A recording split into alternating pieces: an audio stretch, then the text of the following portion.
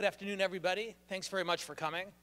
For those of you who I haven't had the chance to meet before, my name is Dan Schnur, and I'm the director of the Unruh Institute of Politics here at USC. And as many of you know, as most of you know, we gather here every Wednesday for lunch and conversation for our Students Talk Back political conversation series. Each week we take on a different topic. This week we're talking about the challenge, the advancing reach of ISIS and its domestic and international implications. And we're really, really lucky in that we have a terrific panel here today to lead us through the conversation. As we do each week, for the first 30 minutes or so, for about the first half of the program, my co-moderator and I will ask questions of our panelists, and then we'll open it up to questions for all of you. And hopefully by the end of the hour, if we haven't solved the problem, although that's obviously our goal, hopefully we'll be able to leave here with a better understanding of the challenge as it exists going forward. So first things first, as many of you know, we co-sponsor these lunches every week, these discussions, with both the College Democrats and the College Republicans, and also with the Daily Trojan. And so I'm joined as a co-moderator today by Emma Peplow, who's the news editor of the DT, and she'll be joining me in asking questions of our panelists. And we've got a really tremendous panel here today. First of all, sitting just next to me at my immediate right is Shikhar Gupta, and Shikhar's the vice president of the USC College Democrats. But given the nature of today's topic, he's not here in a partisan role, but Shikhar, among his many other attributes, is just a smart thinker and smart analyst on these kind of issues. So we're looking forward to hearing what he has to say on it. At the very end of the table is our friend Terry McCarthy, and perhaps you've heard him on previous panel discussions in the past when we've talked about other international challenges. Terry's currently the president and the CEO of the Los Angeles World Affairs Council, but he worked for more than 20 years in television and print media, including serving as a foreign correspondent for CBS and ABC News, and as the former Shanghai and as the former Los Angeles bureau chief for Time magazine. He also has extensive experience covering the Middle East. We're thrilled to have him here today. Terry, thanks so much for coming.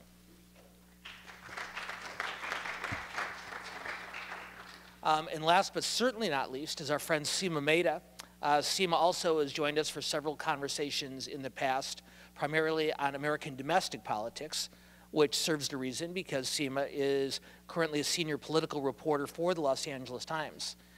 She's covered both the 2008 and 2012 presidential campaigns, and only a scant 11 months before the Iowa caucuses is already beginning to cover the 2016 presidential campaign. She's covered several gubernatorial, Senate, mayoral races as well. She's been a media fellow at the Unruh Institute at Stanford University, and she was named by the Washington Post as one of California's state top political reporters in the state of California. And we're particularly excited to have Seema here today because in addition to the experience and the expertise that Terry brings and the insight that Shikhar brings to us, Seema in particular will be able to talk to us about the domestic political implications of the threat of ISIS and how that may affect the 2016 presidential campaign. So with all of that, let's get started. I'll begin the questioning, and I'll start with Terry.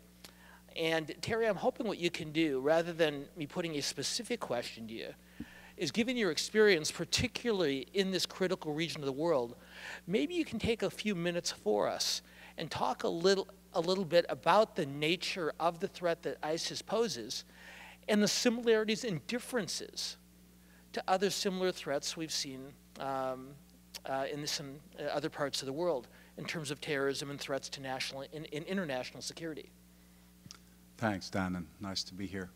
Let me start by saying that I don't think that ISIS is a terrorist group as we conventionally understand the term. I come from Ireland originally, and we have some experience with terrorism there with the IRA. But you look at standard terrorist groups from Al-Qaeda to PLO to Boko Haram, whatever. These are groups that use violence, of course, to achieve a political end. And in each case, there is an end game, which is a political end game. The IRA had no chance of killing every single British soldier in Northern Ireland, but their idea was to raise the pain level to a certain level where the British would negotiate their way out. And similarly, the PLO want a state for Palestine. Boko Haram want to kick out the Nigerian government. Al-Qaeda initially was, its initial aim was to get rid of the Saudi government, whom they felt were apostates for harboring American soldiers in the land of the Prophet and Mecca, Medina.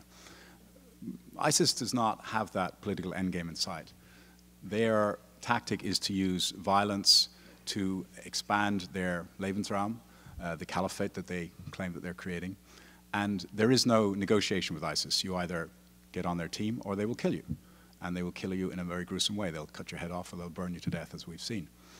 So they are looking for a expansion of their territory. They will do that with violence.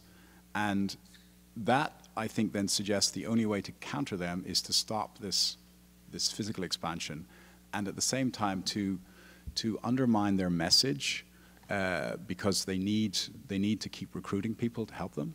And their message is one of the Muslim world needs us because nobody else will stand up for you. You oppress Muslims, be you Saudis or Egyptians who are not part of the elite, or be you French or British Muslims who are regarded as outsiders in those societies. We are the only people that can support you, and we will give you your caliphate. And we're taking this from a historical model of the expansion of Islam from the time of the Prophet. Islam initially was a conquering religion. The Prophet was a general. He sent his armies out and they conquered their way across the Middle East at the time. And this is the new model for ISIS. It's not the same socioeconomic structure today, and their level of barbarity is instantly transmissible around the world by YouTube and so on and so forth. And I think that for the United States and our allies to counter ISIS is not, it's not a political game, it's a military game and it's a messaging game, because as long as ISIS can appeal to disaffected Muslim youth, they will continue to grow. Once ISIS is seen to be vulnerable, once they can no longer expand their caliphate, and once their acts are seen to be the acts of criminals rather than the acts of heroes, then I think they lose steam pretty quickly.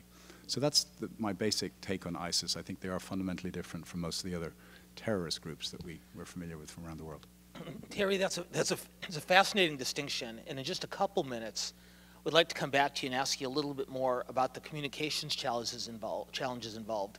But you very specifically mentioned the military challenges, and I know we've talked about this before, and you think from a military perspective, there are very specific things that need to be done. And before we go on with the conversation and bring in the others, maybe you can elaborate on that for just a minute. Yeah, so ISIS seems to have been expanding at warp speed with no opposition from the Syrian and the Iraqi people where they are now largely based. There are other copycat offshoots in Libya and so on, but I think they're less relevant. The real heartland of ISIS is Shams, which is that area of Syria and Iraq historically, where the original Islamic Caliphate was based, both in Baghdad and then in Damascus.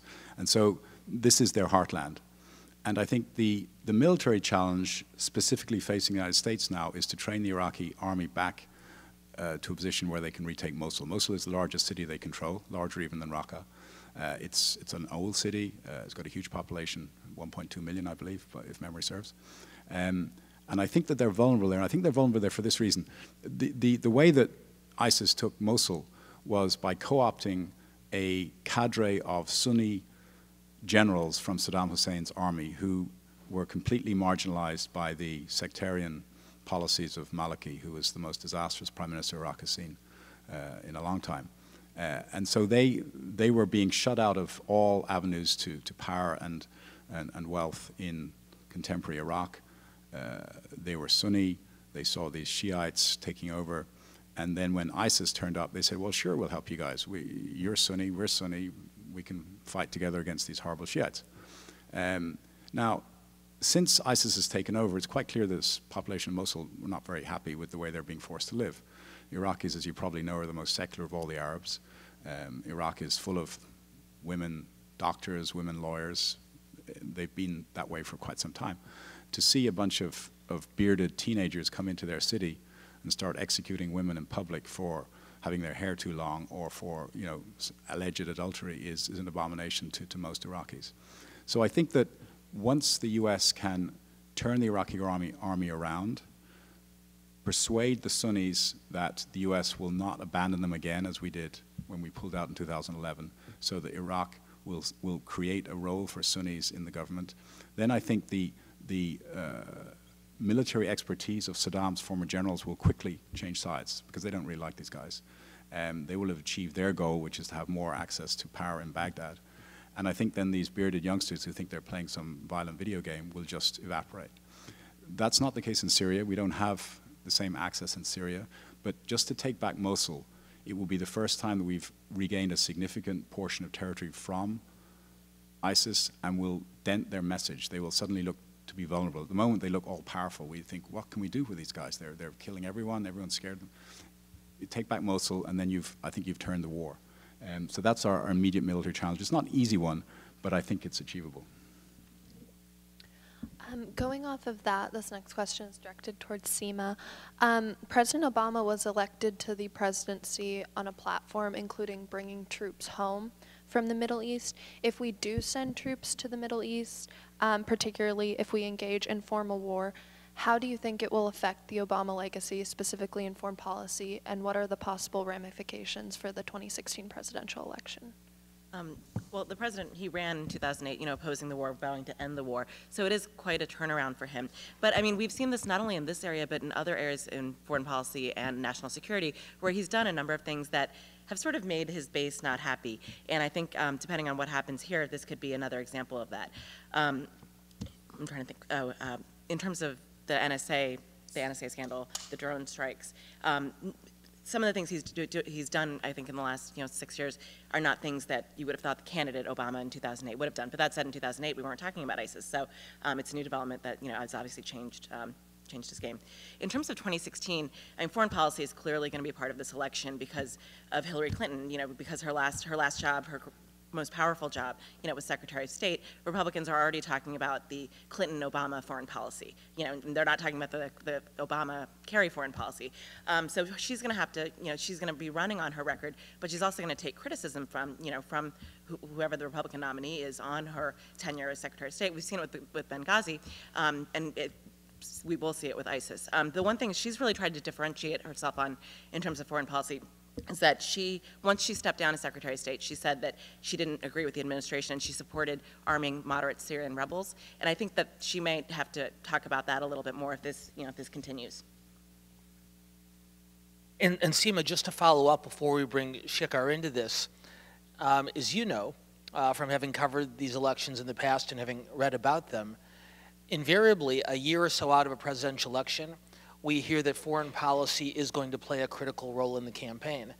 And except in very rare circumstances, 1980 campaign between Reagan and Carter when there were hostages in Iran, in 2004 between Bush and Kerry when the Iraq War was just in its most significant stage of escalation, generally these types of issues tend to subside as the campaign goes on because voters start paying attention to issues closer to home. Does a threat like this one, in your opinion, keep international security issues more front and center than would normally be the case? I mean, I think a lot of it depends on what happens with the economy. But I was thinking back to 2008 and the primary. And in the Democratic primary in particular, there was so much talk about national security. Hillary Clinton ran that famous ad, who do you want answering the phone at 3 a.m., which was arguing that Barack Obama was not tough enough on, on national security. So, but by the time the 2008 campaign ended, it was all about the economy. I was traveling with John McCain when he stopped his campaign, flew back to D.C. to vote on TARP. Nobody was talking about foreign policy. But that said, the economy has improved since then, and we were talking about this earlier. We've seen this in polls. We see this with voters. If they're feeling better about the economy, there is sometimes more. There's more capacity to pay attention to other issues, whether it's national security, the environment, education, crime. So I think it depends: A, how bad the situation with ISIS gets, but B, whether the economy continues to improve.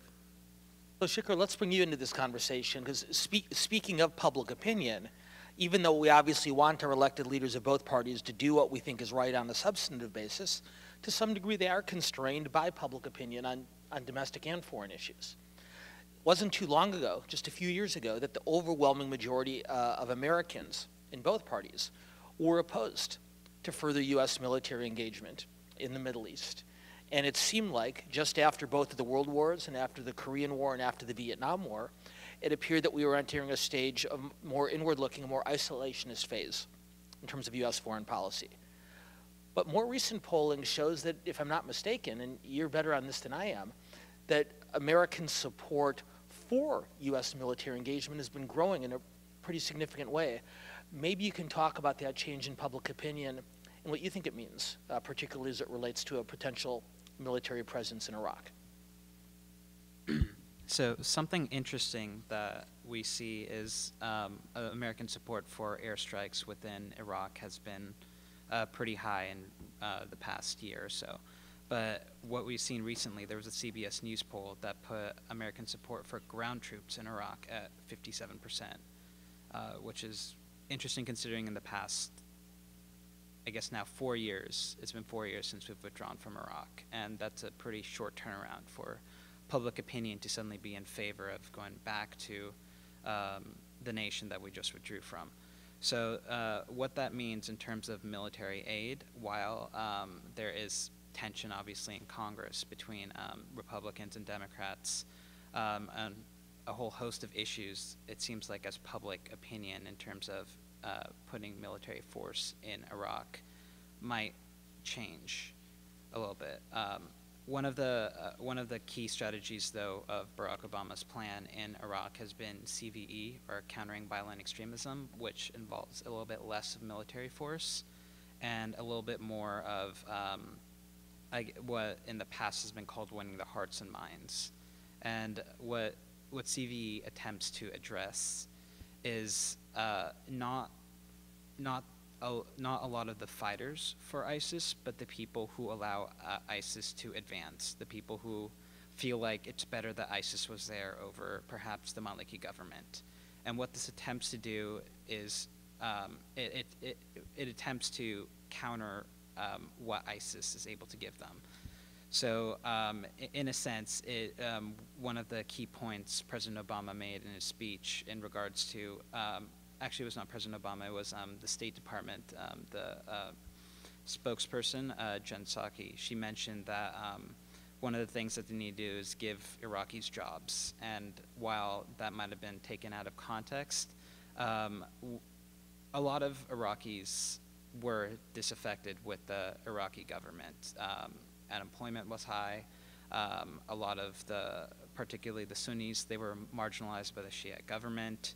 So one of the goals of CVE is to try to bring them back into the fold, to try to, address unemployment as an issue, as a reason why they probably support ISIS. So it allows them to slowly back away from that support of ISIS and support perhaps the local government in Baghdad instead.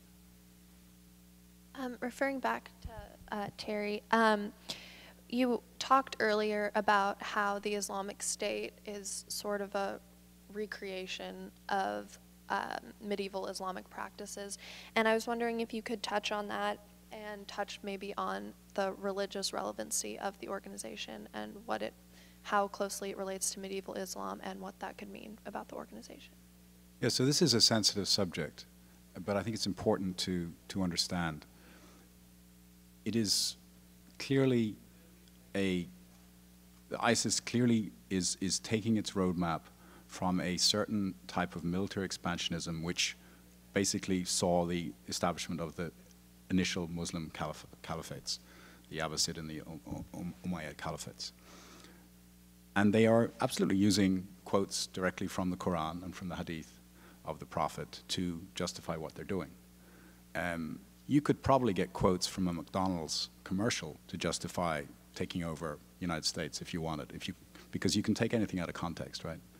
But we'll do that McDonald's conversation next week at lunch. Yes, but right. in the meantime, okay. Yeah, we'll Big Mac you to death. But my point is here, it's important to say this is being conducted with an Islamic vocabulary. There are a vast majority of Muslims in the Middle East who are horrified by what is happening with ISIS. There is a real fight for the soul of Islam, I believe, in the Arab world, not in the entire world. The Indonesians, even the Pakistanis are not really involved in this. These are actually the two largest Muslim countries in the world. But in the Arab world, there's a real fight for the heart of Islam. And I think that, frankly, there isn't enough being done on the good side, if you like, to counter this messaging that's coming out from ISIS. The idea that young Muslims have nowhere to go in the Middle East under their current power structures is a very potent one and is frankly quite valid. You know, if you're a young Egyptian or a Saudi or an Iraqi and you're not connected to a wealthy family, your future looks pretty bleak. There aren't the jobs, as we mentioned. The education is not there. If you're a woman, God help you, because you won't even be allowed to go to college, and you probably won't be allowed to drive, certainly in Saudi. And so the option of a group of anti-establishment radicals who saying, let's pull down all the walls, you can be proud to be a Muslim, this is our Islamic caliphate where you can live and be proud of yourself, that's pretty attractive if you're young and you've got nowhere else to go. That is the narrative that needs to be challenged by, in the end of the day, by the Islamic world, not by us. We can't really change that narrative. And I think what we saw with the Arab Spring was the first chapter in a very long book which will attempt to change that narrative. The governing structures in the Arab world have been extremely unfair, extremely exclusionary, and have created a generation who see Al-Qaeda and now ISIS as an exciting option to a life heading for nowhere if they stay where they are. So I think that the narrative has been using an Islamic vocabulary to give hope to people who happen to be Muslim who don't see anywhere else to go. And frankly, that's a narrative that has to be challenged from within the Islamic and within the Arab world. It doesn't sound good coming from Americans preaching to Muslims, this is how you should live, because that's easy for them to write off. Well, thank you, Terry. Seema, the way this conversation has manifested itself in domestic politics has come together in a much more specific way. In other words, should we refer to ISIS in relation to the Islam religion or not? And that's become a very pitched partisan fight. And I'm wondering if you can talk for a minute or two about what that looks like on the domestic political landscape. The president, of course, has made it very clear not only that he won't, but why he won't refer to this as an Islamic movement, even a radical Islamic movement. Many of his critics, primarily Republicans, but some Democrats as well, have said that you're not correctly identifying the threat if you don't identify it in the context of the religion. Talk about the politics of that fight. Well, I mean, the president, he's been very careful in the language that he's used, but if you look at the language that he's used, it's actually very similar to language President Bush used and Vice President Cheney used. It seems like this has been the goal of administrations, for the past decade or more, to avoid using words that made it sound like all Muslims are responsible for the terrorism that we've seen.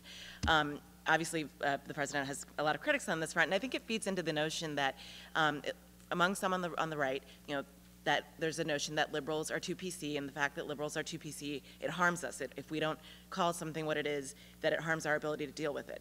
And I think, especially for the presidential candidates, or potential presidential candidates in the Republican field, it's an easy way to score points with Republican primary and caucus voters.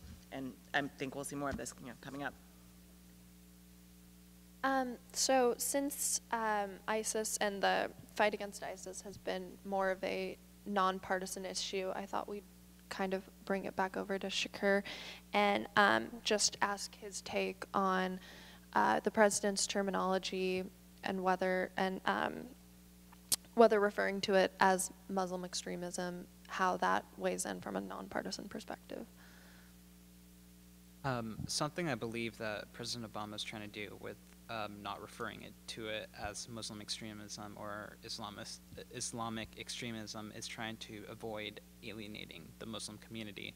Something that is present in a lot of Europe, unfortunately, is a Muslim community that is marginalized, and that's why you see larger numbers of Muslims from those countries going to ISIS. You see like somewhere around like 5,000 to 7,000 Muslims from France in Iraq right now and Syria as part of ISIS. And so one of the strategies is here at home to avoid, further marginalizing the Muslim community to a point where certain members believe that, that they're kind of put in a corner, and that ends up becoming a sort of social media strategy for ISIS to recruit these disaffected young Muslims from the United States. They could say, hey, they don't like you, you're Muslim, you could come here and you could be Muslim openly here. So that's just sort of a way to avoid playing into ISIS's strategy of recruitment in that sense. Another aspect is also going back to CV, it's also not allowing ISIS to use that as a media strategy within the Arab world and within Iraq to prevent other members in that area from seeing as if the United States is trying to demonize Islam or Muslims in general. And again, that caters back to their social media strategy, their recruitment strategy that prevents them from gaining further traction with members of the Arab world. We want to open it up to all of your guys' questions in just a minute, but I want to come back to Terry on this point for just a minute, because I think it's a particularly important one. I've listened to you and the other panelists as well talk about this question, because on one hand, you correctly point out that there is a historical grounding in the Islam faith for the type of threat that ISIS poses. On the other hand, if I can paraphrase, what I hear you saying, not in quite so many words, is even if that's accurate, there's nothing to be gained by hitting people over the head with it. There's a quote from Mike McCurry, who is Bill Clinton's White House press secretary, who said, "The art of being a good communicator is telling the truth, but very slowly." And so, using that quote in this context, what I've heard you saying, Terry, and I want to make sure I understand you right, is yes, there is some historical basis in the roots of the Islam faith for this approach. It does not reflect the opinions or the approach of the overwhelming majority of followers of the faith in the world today.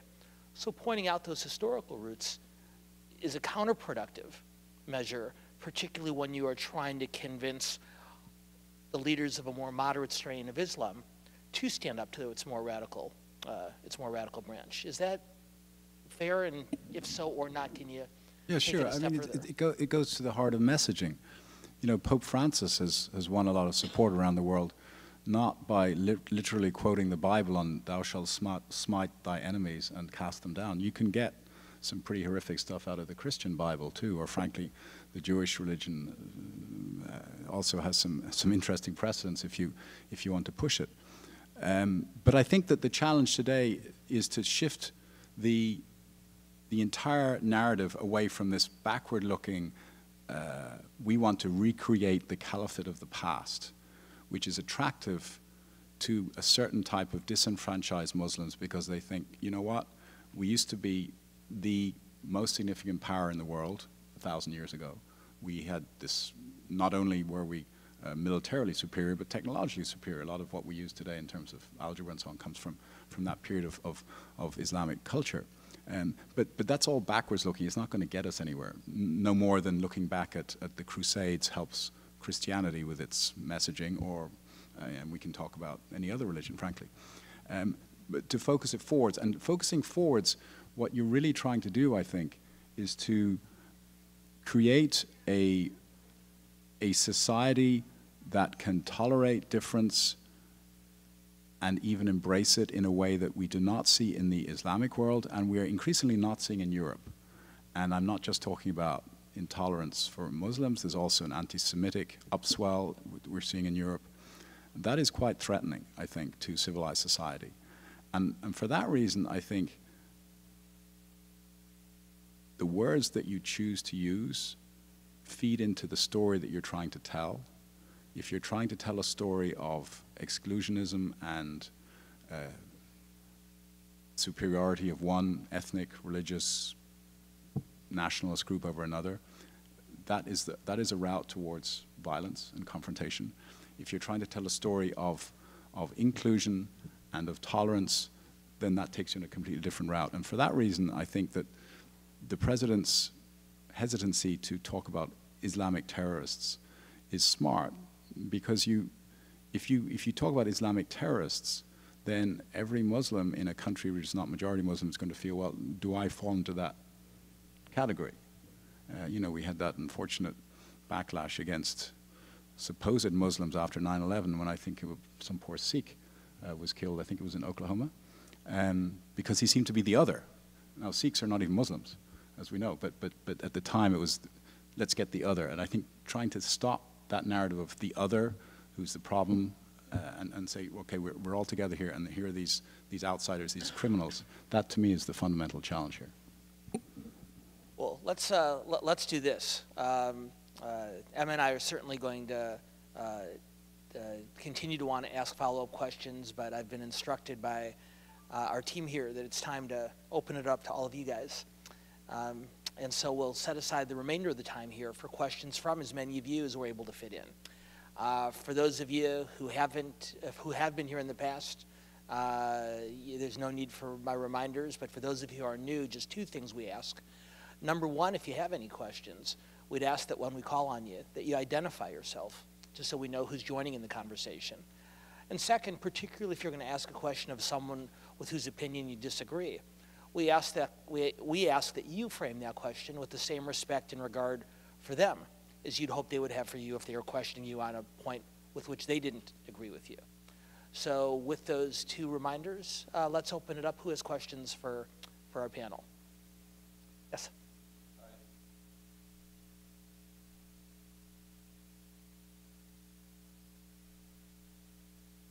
Shikhar.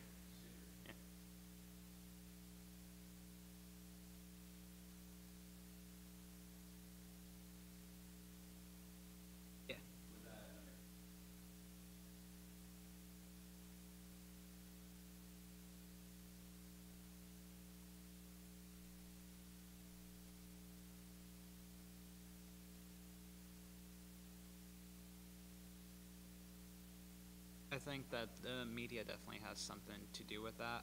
A lot of media coverage does. A lot of political coverage has a lot to do with it as well. Could also be the novel nature in a way.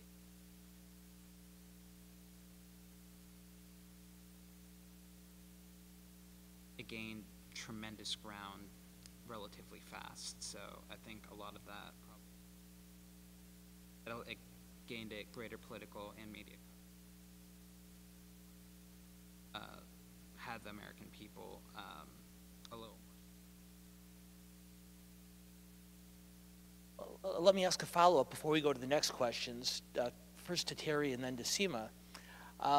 Terry, you made an important point at the very beginning of the conversation, which is that ISIS presents a much different type of threat than the type of more traditional terrorist organization that we've watched and dealt with in the past.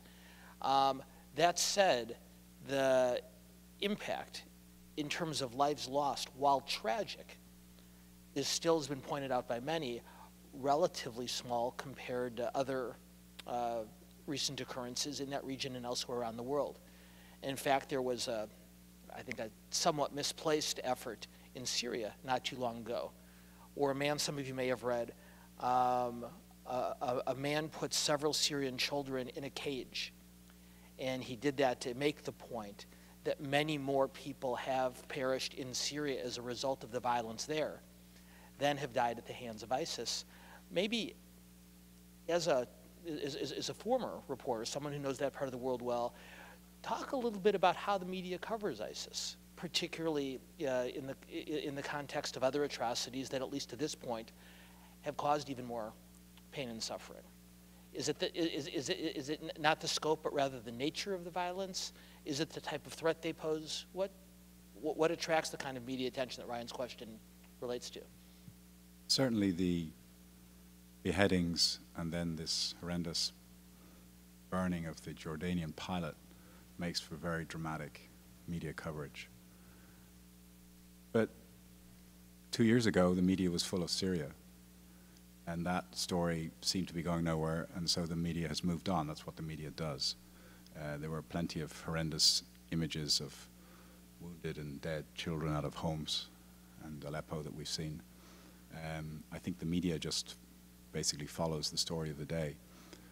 It's clear that the death toll in the Syrian civil war far outpasses the death toll of the ISIS campaigns. Figures are somewhat imprecise, but it's somewhere around 300,000 people have died in Syria from the civil war. Who knows how many people have died under ISIS, but I don't think we're in the hundreds of thousands yet. But the media, part of the problem with covering, well, both Syria and ISIS is that the media has largely been excluded.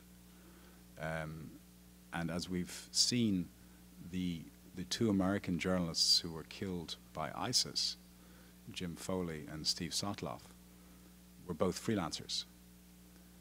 And the sad reality is that the major news organizations, the networks, New York Times, the wires, will not send their correspondents into Syria anymore because they cannot get insurance for them. And frankly, if you're a CBS correspondent or a New York Times correspondent and you're trying to cover Syria and you stay in Beirut, no one is going to fire you. You will still get your salary. If you're a freelancer, no one's going to pay you for a story that doesn't have the goods. And so there's this perverse incentive for freelancers to go into the line of fire, which is very unfortunate. You don't get a story, you don't get paid. The media, I think, is challenged in other ways too. That there's an ongoing debate about how much of this violence should we portray. Should YouTube take down the videos of the executions? Should we try and shut it out entirely? My personal view there is it's like trying to ban pornography.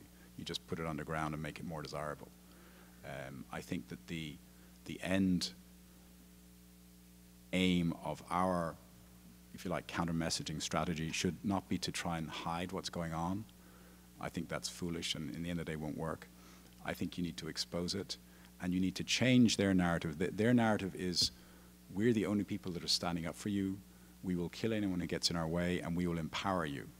And I think our counter-narrative, and there's many ways we can get there, has to be, these are misguided criminals and they're cowards. There's nothing glorious in cutting somebody's head off when their hands are tied behind their back and they cannot resist.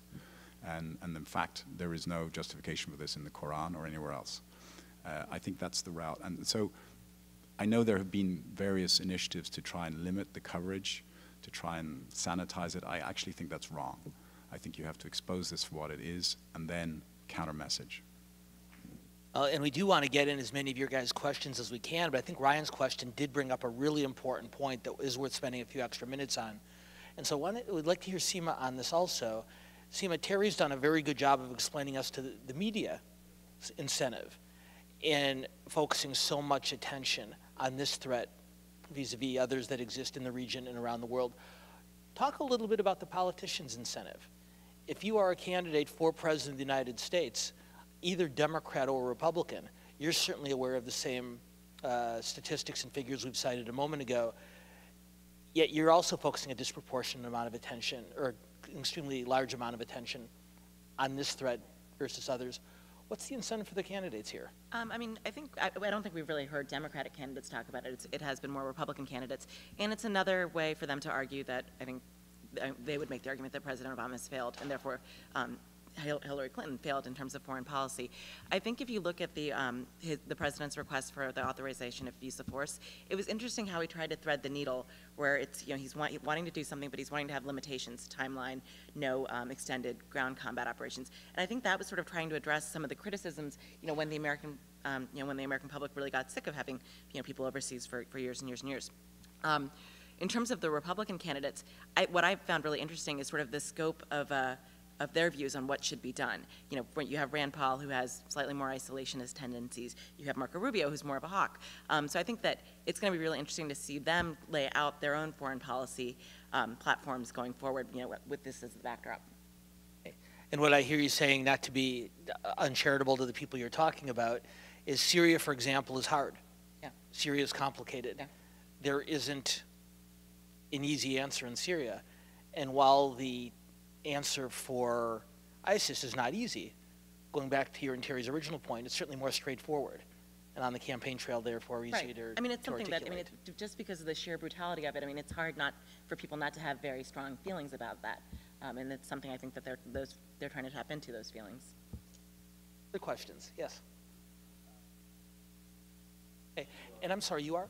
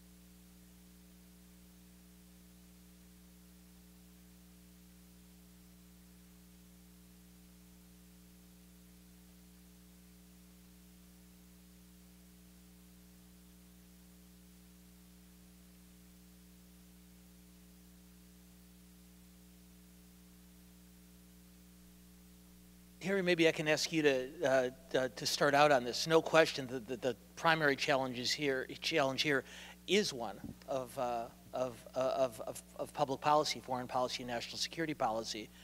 But the question goes back to the points we were discussing earlier about how the issue is being talked about and whether that fundamentally impacts the way the policy is being addressed.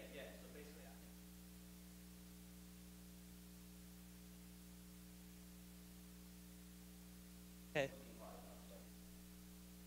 I think that the American mindset is always looking for a bad guy. It's our Hollywood heritage, it's the Cold War heritage, and we've been looking for a bad guy. And so I think we're seeing a lot from the more hawkish Republicans, oh, here's our new bad guy.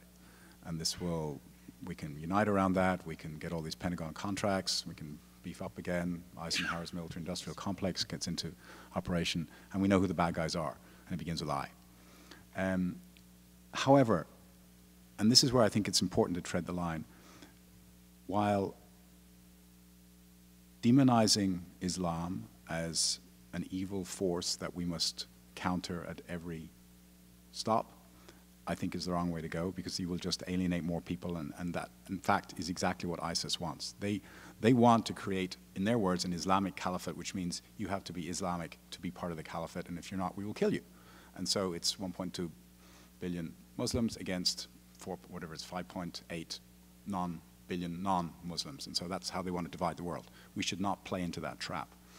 But by the same token, I do want to revert to something I said before, which is to try and take Islam completely out of this debate, I think is also a mistake, because in the end of the day, this crisis in the Middle East has to be answered from within the Islamic world, and more specifically from within the Arab Islamic world. Arab countries have to come together and work out how do they counter this toxic swamp that they've created themselves, with some help from the United States and our mistaken policies. And we can talk about, the invasion of Iraq and how that sort of basically got Al-Qaeda on the road to power in Iraq. But nonetheless, it's fundamentally, it's an Islamic Arab problem that needs to be solved from within the Arab world. And for that reason, I think to completely take the Islamic nomenclature off the table, I think, is a mistake. Because I honestly don't believe the United States can solve this.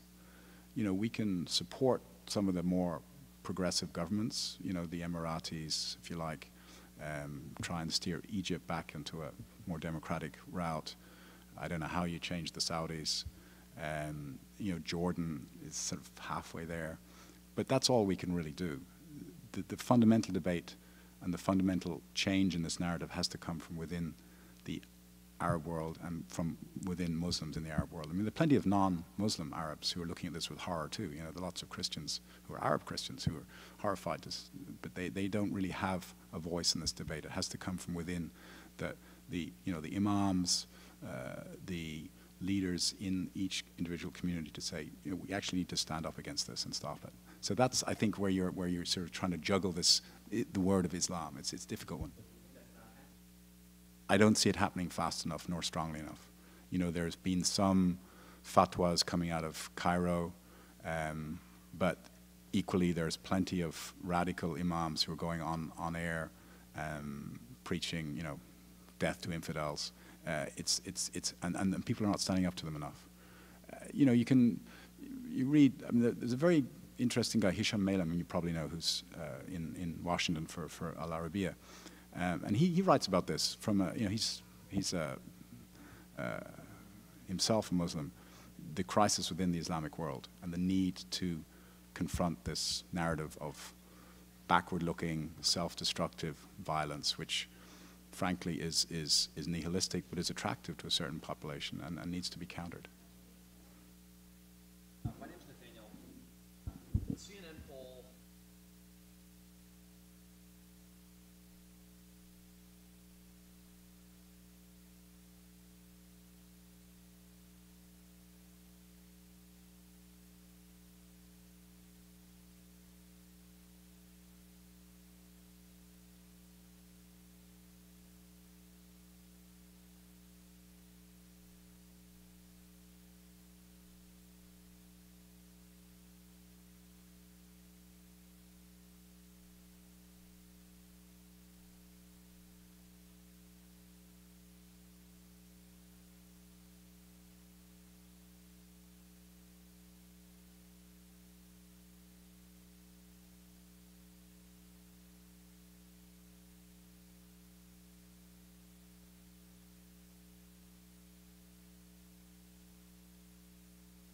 I think the congressional debate on this is going to be really interesting because we're seeing Republicans arguing that by putting any of these limitations, you're harming the military's ability to get stuff done. And then you are seeing some liberal Democrats who are saying exactly what you're saying, that this is really a reminder of what happened, you know, more than a decade ago, and that there's some vagueness here that gives the executive branch, you know, some unlimited power in terms of going. I don't think there are any geographic limitations. But in terms of the American public, I mean, I think it goes back to what you were speaking about earlier and what you were speaking about earlier. You know, the desire. I mean, the American public was really sick of the Iraq War. You know, by the time that ended, but the brutality of ISIS and just, I think we're seeing things we've never seen before. You know, methods of death that we've never seen before. That people are frightened, and that I think has spurred a willingness to reconsider putting, you know, more Americans in harm's way. And Seema, just to follow up, of course, the problem with poll numbers is that they're written in sand. The cliche is that they're a snapshot of a particular moment in time, but the correct implication there is that poll numbers change because opinions change. And I think where Nathaniel's question is based is in a valid point, which is public support for any military action is never again as strong as it is on the first day of that action. So that the day that the U.S. or any other country enters war, either officially or unofficially, public opinion, public support is at its all-time high, and it only goes down from there for all of the obvious reasons. Well, I guess the question I have for you is a follow-up, is for a member of Congress or a candidate on either side of the aisle, you know these poll numbers, these levels aren't permanent, but it almost seems to me that it provides a window of opportunity. Say, all right, maybe not everyone's going to agree with this in 6 months or a year or 2 years, but I don't have to agree with it in 2 years either. It's just a matter of although I think it could be a challenge, especially for the senators and who are considering running, because they're going to have to take a stand on this, and we don't know where the public's going to be in a year and a half on this. And it's like Hillary Clinton's vote for the Iraq War. I mean, she paid a dear price for that. So I think, you know, for the senators, it's going to be really interesting to see how they end up voting. Time for one more question. Who'd like to ask it? Yes, our graduate student in the back. Okay.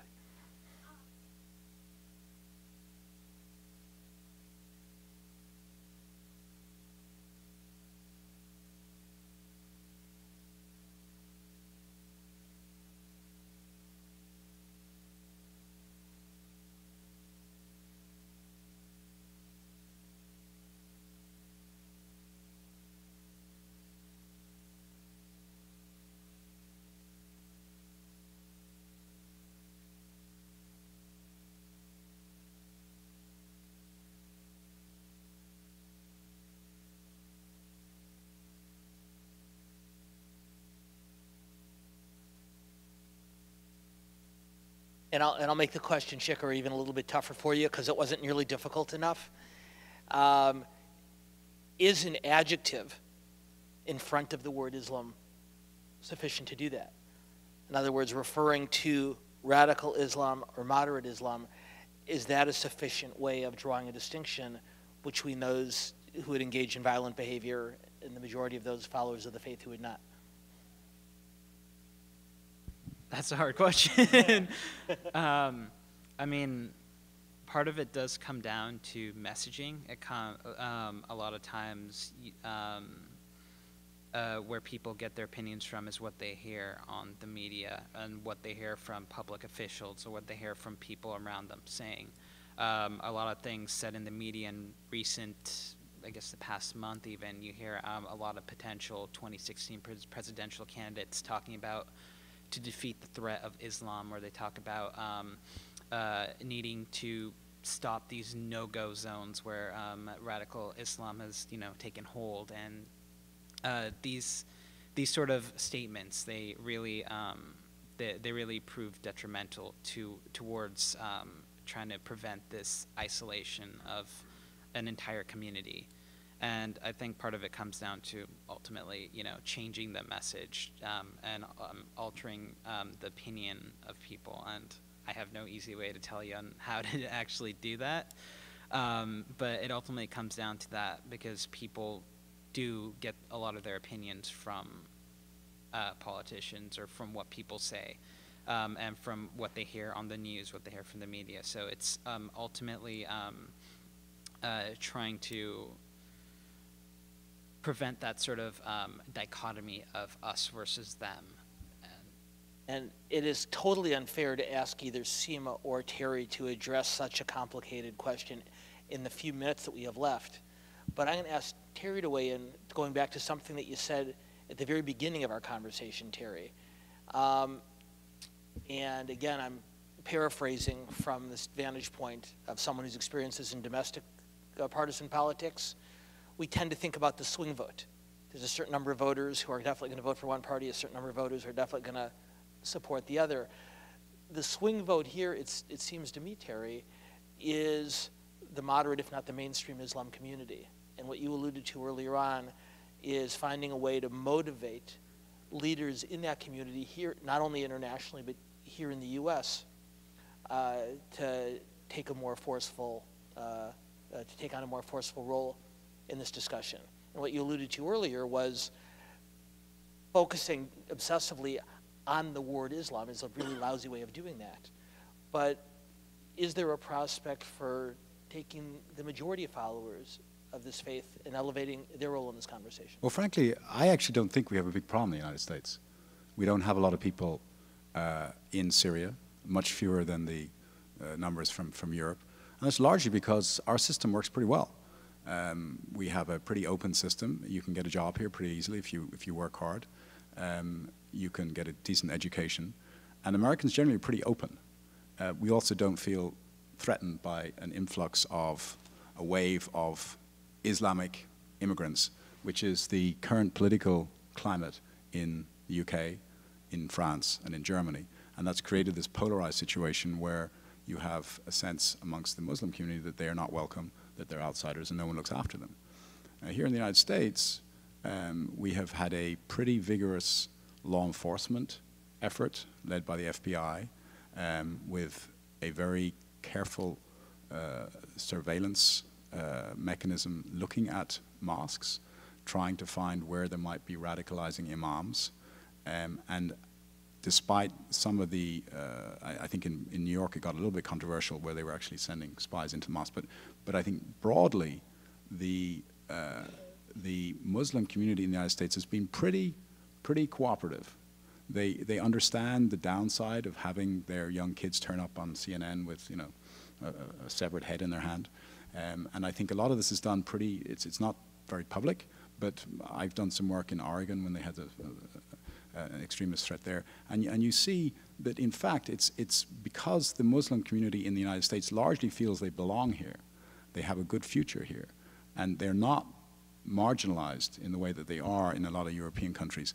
It's actually the interests of the Muslim community here to help the authorities to point out, well, here's a kid that I'm worried about, maybe you should stop him at the airport. A lot of that happens, it's not publicized because it's not news, but I think that happens a lot more successfully here. So I think we do a relatively good job, doesn't mean we can't do more. We do a relatively good job in the United States, certainly compared to the polarizing atmosphere that we see in a lot of European countries. And this is the challenge that the Obama administration faced at its recent conference. And Seema, if we had more time, I'd love for you to talk about that. So hopefully you'll come back, as will our other panelists. Unfortunately, that we're out of time. And so before we thank our panelists, just a couple of quick announcements. First of all, just as a reminder, we'll be gathering here again next Wednesday for lunch at 11:30 and for another conversation at noon. Next week, we'll shift back to domestic American politics, in particular the 2016 election. And we'll be joined by Professor Bob Shrum, as we are every other week, for that conversation. Also next Wednesday, for those of you who've attended our evening political roundtables in the past that we co-sponsor with the Political Student Assembly, next Wednesday night, 7:30 to 8:30 p.m. in Mudd Hall, room 102. We'll be joined by our two legislators in residence, Mark Weiland and Anthony Portantino. And we hope you'll join us for that conversation. And then also, I know we haven't even gotten to spring break yet, but the smart students are the ones who are already thinking about summer internships in politics, government, and public service. So forgive this shameless plug, but if you are interested in a summer internship, coming to our office in VKC 263 to talk to Jody or to Tanya about that at your earliest convenience is the best way to make sure that you have an opportunity to pursue an internship in an area that's of most interest to you. And so we hopefully will see you in our office to discuss your summer plans in the not too distant future. In the meantime, though, join me in thanking our colleagues at the Daily Trojan, in particular, our co-moderator today, Emma Peplow, for a terrific job. Emma, thank you very much. Our friends at the College Democrats and College Republicans for co-sponsoring these lunches with us every week. Thank you guys as well. Thanks to the entire team at the Unruh Institute of Politics, Kirsten Olson, Jody Epstein, Tanya Mercado, Lisa Rangel, and especially Laura Hill for the job they do in putting on these programs for all of us every week. Great job as always. Thank you very much. And thanks especially to our panel, to Shikhar Gupta, to Seema Mehta, and to Terry McCarthy for a fascinating conversation. We hope you guys will come back. Thank you very, very much.